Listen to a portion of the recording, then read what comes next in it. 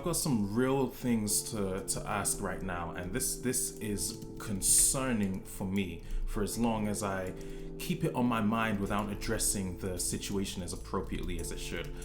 You know how you have white people, right? And throughout history and even as we speak, white people use business kind of to work together. They have their own communities. They have their own unique stand in the social, political, and economic scale. You have Middle Eastern people who have formed their own community, their own economy, and they collaborate similarly. You also have Chinese people, Asian people, Chinese, South Asian, who know how to work together and form their own economy. And one thing these people all have in common, they may not be of the same ethnicity, but they can work together. Why can we as black people not learn from how these people collaborate even through thick and thin? Listen to me. You don't think Mark Zuckerberg and Bill Gates are in competition with the markets and the demographic as we speak, right? You don't think all these professional entrepreneurs are in competition? No, of course they're working together, and this is my point. Like the richest people, as you know, work together, but for some reason, us as black people, we see one brother make it out into the industry, right? He does his best to kind of stand up, represent. I get it. He's making a living for himself. Black man's got to make himself some money. That's cool. Why do we tear him down as a black community? Why do we go on social media, attack him? Why do we defame his character through diss tracks in rap music? Why don't we actually learn how to adopt the philosophy of collaboration? It really hurts to see this, right? I'm like, that's your brother. If you knew what we had to go through because of corporal North America, you would not be attacking your brother for making it out. You would be doing your absolute best to make sure that you see him make the day of light. But we don't have that mentality. It hurts. It's really concerning. When you think about things on a grand scale, you start to realize that is disturbing. How, listen, we're not the only ones who have been through systematic oppression. Like once upon a time, there was a time where Chinese people were discriminated against, you know. Even as we speak to this day, Middle Eastern people, there's discrimination in Israel happening. Like the difference is these people work through discrimination by working together. Us as black people, we, despite being discriminated, we are still just going against each other, and it's something that cannot be helped. Malcolm X gave his life up for the black community, and he was taken out even by a brother. Can you believe that? He literally gave his heart and his soul trying to fight for our freedom so that we can walk peacefully on the roads of North America, and here we are tearing each other down, right? It's just awful. It's awful. The list just goes on. The amount of freedom fighters that you think about have sacrificed so much for us, and we have not done anything to kind of bring any sort of remedy or progress, right? I remember, and I don't usually read my comments. I received some feedback. And the basis of the feedback was just saying, like, listen, the black community has had enough time, okay, to figure out how to solve this problem. And what are we doing now? Black on black crime is higher than any police related crime. What are we doing now? Conflict within black families is probably at an all-time high as we speak. What do we do now? Black people wearing a white face, seeking integration with the same people who oppressed them and murdered their ancestors for years,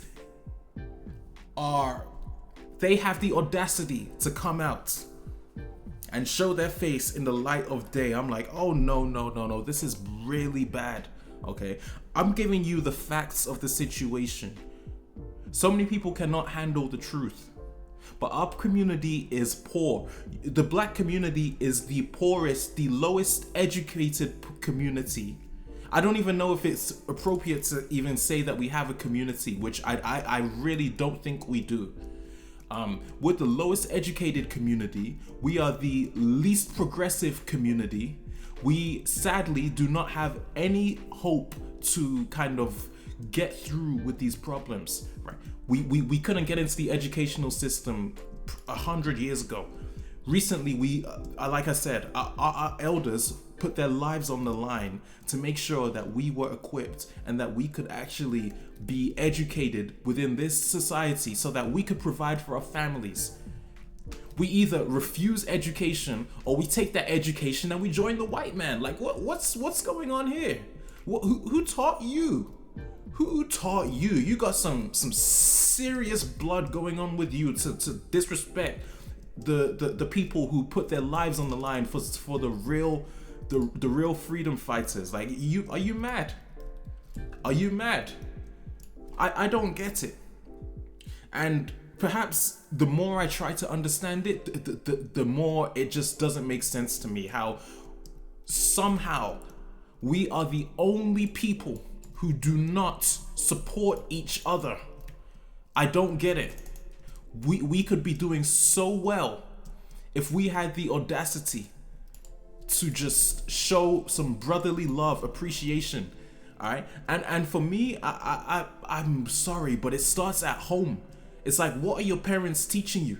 Your parents, let me tell you something for black children, okay? Your parents are instilling nothing but fear in you. They do not want you to change. They do not want you to grow. They do not want you to be different, right? Because they're scared to do so.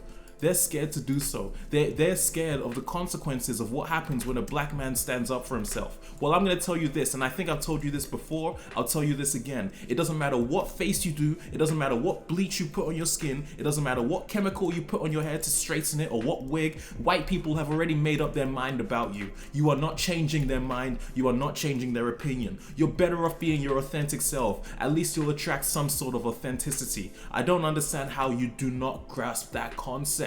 It doesn't make any sense to me. You still haven't figured it out by now? Are you sipping tea in the rich white man's mansion?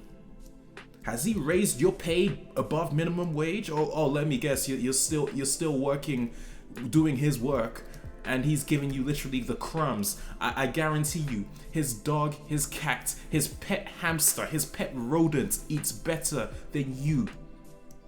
And you still want to sit here talking to me about, oh, no. America hasn't been bad. Not this good country. Not this good part of the world. This part of the world has brainwashed you. You have some sort of problem where you're scared to be around your own people. You won't even help your own people. Right? It hurts when you actually run yourself into this problem. And I'm telling you right now, take all your melanin off if you do not want to fight for this cause, because the battle is far from over. This struggle, it hasn't even begun. Just because they wrote some sort of paper, and some sort of agreement to give us rights under their law, quote unquote rights, that doesn't mean a thing. You think a piece of paper is gonna stop a racist from getting his dog to bite you on the behind? That's what he's made for. He is inherently designed. The white man he is inherently designed to go against you. You cannot name me a single white person right now who is literally taking time out of his day outside of money to assist the black cause. And that's not to say, I'm not saying all white people are bad. I'm sure there are some very considerate people. I think that's a very unfair statement. When I say white, I'm using it as a collective political term. I'm not referring to the color of your skin. I'm referring to the stand you make in history or politically to show or suggest that you're better than someone and seek to keep that group suppressed. You need to wake up and understand how detrimental that can get.